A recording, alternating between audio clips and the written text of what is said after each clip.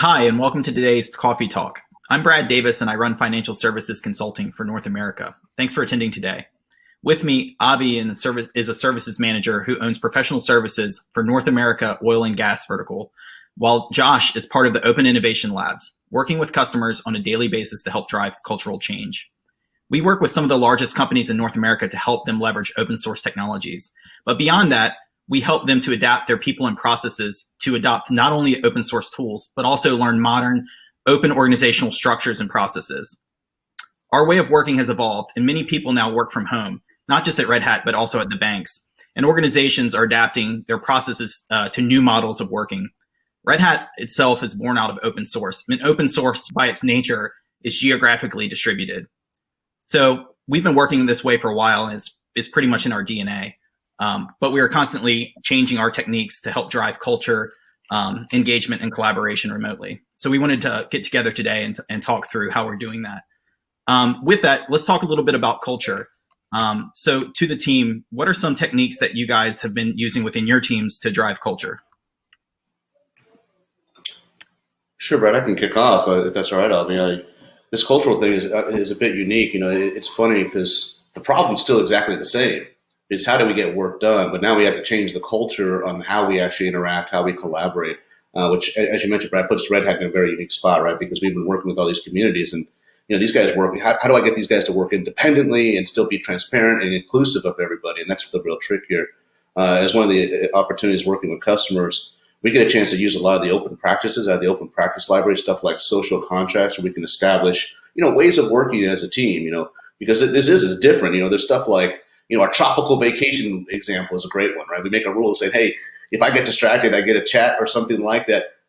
I'm sorry, I was on vacation in Hawaii. Would you mind repeating that? And we allow for stuff like this, right? This is kind of the cultural things you got to allow for because there's distractions coming at us everywhere. You know what I mean? Yeah, absolutely. Yeah, and building a culture within a team. I mean, the banks themselves, they work a lot on a distributed environment as well. This is kind of to the extreme these days, but being split between Dallas or Chicago or New York City, Charlotte, Jacksonville, all these major banking cities. But from a perspective of working remotely, I know one thing within my team that we're doing that's very basic, and we're doing it here today, is just cameras up. Making sure that people are still connecting on a personal level in order to drive that personal connection. And seeing each other is a big part of that. So when we're not seeing each other in the office, making sure that we have cameras up is really important. How about you, Avi? Yeah, you bring a great point. In the consulting world, we're very used to being on site with our customers, whiteboarding, collaborating in real time in person. You build trust that way. A big part of having to kind of recreate that in a virtual setting is to have your cameras up. What I always tell my team is always lead with empathy, because that's usually the starting to building that foundation of trust. And I also encourage our team to get together once a week for 30 minutes, have a little huddle, and talk about things that aren't work related.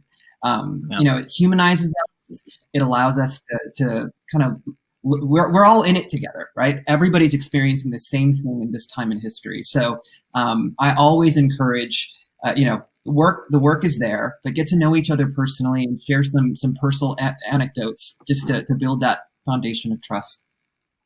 Yeah, and I think that's a really interesting thing. We oftentimes fall into, when we're working remotely, this whole email culture. Like I need something done. I'm going to shoot an email out.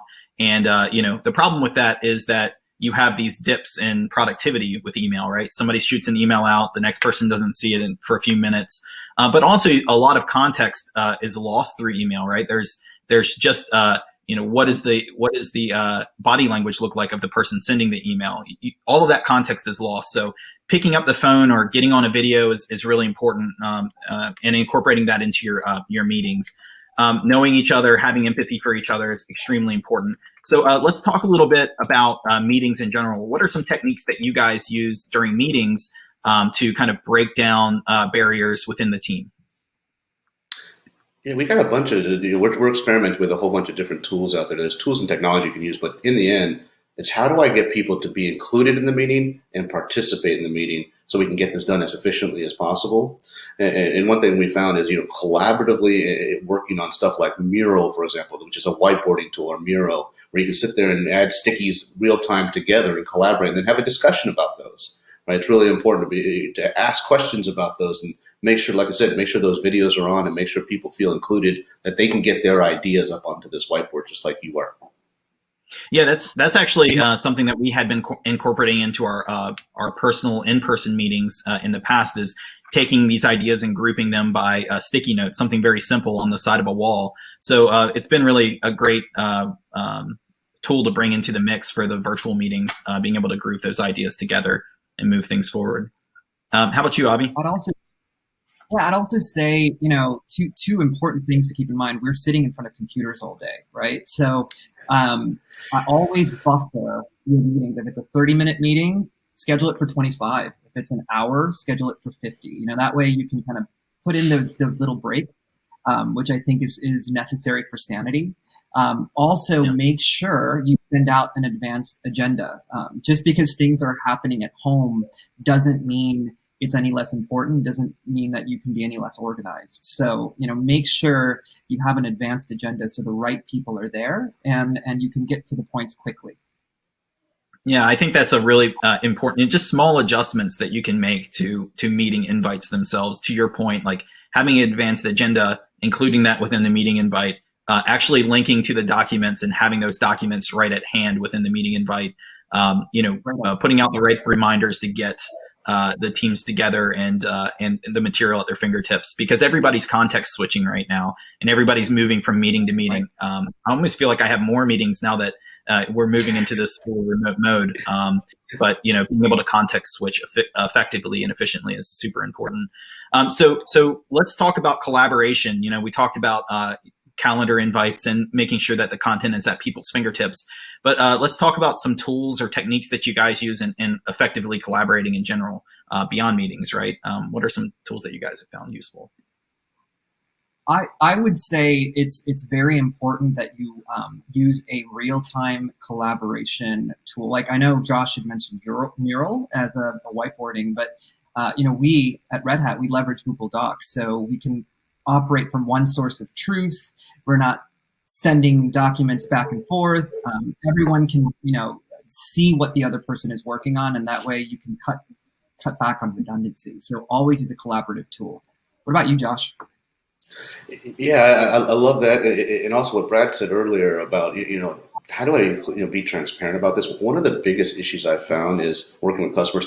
There's all these meetings being piled on top of me, right? And you can go through the whole day and feel like you just sat in meetings and got nothing really done, right? And which provides, there's a bunch of fear, uncertainty, and doubt around this, a bunch of FUD, right? So being transparent and having a place to show off your work is really important, right? Because this is that fear where people go, well, I'm at home, nobody knows what I'm doing, but I'm doing all these meetings. I feel like I'm busy. But if I have a place that I can put this, some collaborative tools like you're talking about, Avi, where I can show the people that matter, yeah, I'm getting my stuff done, plus all of these other things, it alleviates a ton of this uncertainty and doubt. Yeah, absolutely. I mean, I feel like sometimes I'm just between meetings, I'm wading through kind of a sea of emails. Like, what are some techniques that you use just to effectively deal with that, Avi? Email filters have saved my life. It's very, I think that the biggest challenge for us is priority, right? Where do you put your attention when you have everyone that knows you're at home, everyone knows you're available? So I would say really leverage your email tool of choice, whether it's Gmail or Outlook, and set clear rules and indicators that can drive your attention to the things that matter most. Yeah, just to kind of circle back around as well, the difference between email and something like an instant message. Within Red Hat, we work with Google Chat, but we also within my team work with Slack quite a bit. And I know one of the things that we adopted within my team that's been really helpful as well is getting that message out quickly to my team to build culture. One of the things that we do is we use bots, chat bots quite heavily, just to, drive reminders down to the team. And also to, circle back around to what Avi was saying about empathy and actually personal connection. We're using bots to do simple things like, send out birthday reminders. And I'm always shocked by how that personal touch gets the most response. I can send out, an email reminder about a meeting that's coming up and no one will respond. But as soon as the birthday alert comes up, the team is kind of rallying behind the person. And I think that's a really important thing to building culture, and using those tools to help you build culture is this idea that you need to celebrate the people in your team that are not just on the work that they're doing, but actually them as a person, right? And I found that's been a very effective thing to take back through tools in this time where we're working remotely. So with that, thanks, Avi and Josh. This was a great conversation. If you in the audience want to learn more, you can visit redhat.com/financial. We're moving into question and answer. So make sure, if you have any questions, there's a Q&A panel, and we're happy to answer any questions. So with that, let's see. So there's a question here that says, what tools are we actively using for collaborating remotely from a project planning perspective? Great question. I'll take a stab at it, and Josh, I'm sure you've got some feeling. I love this tool called Trello. It's a great work tracking phase. It's essentially a digital Kanban, but it lets people see where you are at a quick cursory visual glance. If there's any risks, if there's any blockers, you can call it out with color, like it's in the red section. And it's really easy to split and distribute work, and then ideally talk back to the work with our stakeholders. So I use Trello religiously. Absolutely. Yeah. Josh, any that you guys have found useful in Open Innovation Lab? Yeah, it's unique. Project plan is awesome, but as we actually do alignment exercises and figuring out where we're going to go and prioritize, we like to get together and figure out how to do this collaboratively on such stuff like, in Europe, they're using Miro, which is that same kind of whiteboarding thing that we use in Mural. And it allows us to do stuff like event storming or, process mapping or stuff like that collaboratively, and actually build out what's going to prioritize in our project plan coming up first. So whatever tool you guys find out there, these are the two that we're kind of settling on, is Mural and Miro. Sorry, they sound very similar, but whatever tool you guys use to drive that collaboration, it is definitely what you're looking for. But for us, Mural in North America and Miro in EMEA. Oh, very good. Yeah, we and then within FSI, I know that we're pretty and actually within the operations team within Red Hat, we use Jira to just kind of track things through. Standard tool you'd find in financials, but still's got legs, and they've done a great job adapting it to be a kind of a more agile platform over the last couple of years. So found that to be really helpful. Let's see here. How about work-life balance? Can you guys talk a little bit about that? There's a question in here about how do we balance our work-life balance with, a lot of us working out of our home. That's a great question. I always think, kind of going back to the whole, leading with empathy, building that personal connection. I think it's important to set internal and external boundaries, right? Ideally, I always recommend you have a room or an area designated to work, so you can at least activate the work part. Psychologically, it really helps you kind of get into the work zone. And then, ideally when you're done and it's family time, you want to be able to remove yourself from that, right? And be in the moment with your family. So I think setting physical boundaries has been helpful for me to know, hey, all right, this is my time to work. This is where I focus in. And when I'm done, hey, I'm cooking dinner. I'm in the kitchen. So that's a technique and something that I'm very transparent with my team about. I think the more open in general, being in an open culture at Red Hat, being more open about your family itself, and, that family may be, your friends, it may be your children or your wife, or it may be your animals. But, one of the things that my team does is we have a whole channel in our Slack dedicated to kids and dogs, right? It's a place where people can put pictures of their family, things they did on the weekends. But once people have an understanding of who you are outside of your work, I find that they're a lot more flexible. They may have a meeting that's very important to get on their schedule, your schedule, and they want your feedback. But when they understand that on a daily basis, you're throwing up a picture of your child, they're more flexible in working with you and making sure that that they understand why you're pushing back and saying, hey, I've got something going on this evening that I need to take care of. So I've definitely found being more open helps that work-life balance quite a bit. There's another question in here. It says, do you try to hold virtual happy hours and get together with your teams? I certainly do. We actually had a really successful happy hour within the financial services vertical consulting practice. And we try to pull in people to make it interesting, right? People outside of our organization. We'll bring in people like Josh from Open Innovation Labs and just have them participate, bringing in upper management to those calls. Make it something that the team feels like they want to come to, that it's not just something that they're forced to come to as part of their, hey, I got an invite for a happy hour. No, you want this to be something that they feel actively engaged. I try to run through with every person that's on the line and just ask them what they're doing, what they're up to. We'll schedule them on a Friday, and it gives us ability to kind of, again, reach outside of our work life and understand what they're doing in their personal life on the weekend. And it just seems to get them really engaged. How about you guys? What about icebreakers? What are some things that you guys do on those type of calls?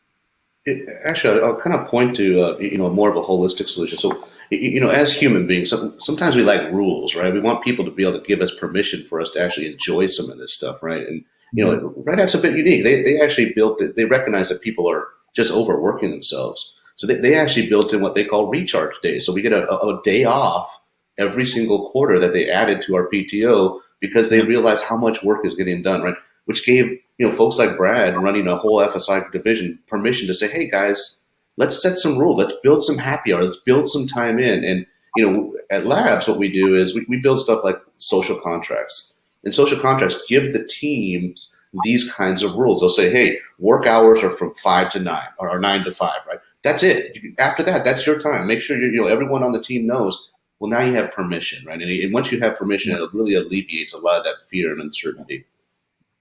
I actually, one of the things we try to do before any large meeting with the team is we elicit feedback from them. So even on a happy hour, we'll throw out to the team, like, what do you guys want to talk about? What do you want to focus on? So it doesn't feel like it's us setting an agenda from the top down, but really it's a bottom up type of agenda setting, because there's not really anything to get done except socialization, right, with each other and enjoying each other's company. And with that, Josh had mentioned the recharge day that Red Hat did. I think it was a great thing from a cultural, from the top perspective thing that we said, hey, you guys are important. You've been doing great work. Take some time for yourself. But within my team, we actually took it as an opportunity, again, to get to know each other. So on our Slack throughout that day off, it was purely, an opportunity for people if they wanted to do it. But people were sharing pictures of hiking out in the wilderness, or, spending time with their family, playing Legos with their kids. I think that's a really, really important part about building that culture remotely. So I know we're running low on time here. Just wanted to say thank you all to everyone that attended today. For those that are attending live, keep your eyes out for an email. We know we couldn't deliver you coffee today, but we'll be sending you a gift card for Coffee on Us. Reach out, and we'd love to talk to you more about how we can help drive open culture within your organization. So thank you so much. Thanks, everyone. Thank you.